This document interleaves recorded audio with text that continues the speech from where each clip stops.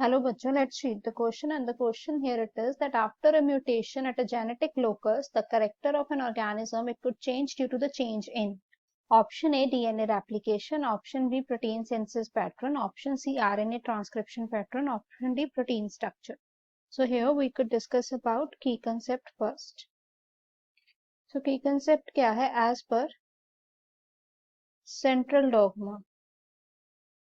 अगर हम central dogma की बात करें तो DNA that could makes RNA.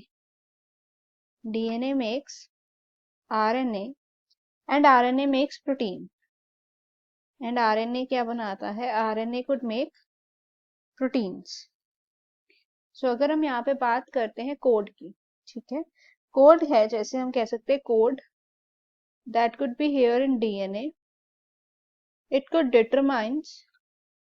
It particularly determines the code in mRNA, code in messenger RNA, and the code is mRNA. It further determines, you can say, the sequence of amino acid. That could be here the sequence of amino acids. Now the amino acid chain are what? The amino acid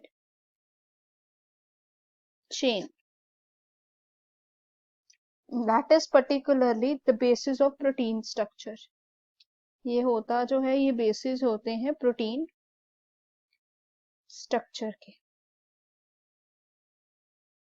So if something goes wrong in DNA, अगर कुछ भी गलत हुआ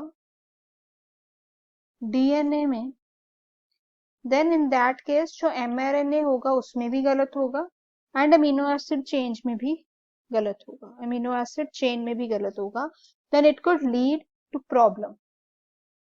ठीक है, तो problem किस में आएगी? प्रोटीन में. सो हम ये कह सकते हैं यहाँ पर changes due to the change in protein structure, option D. Hope it is clear. All the best.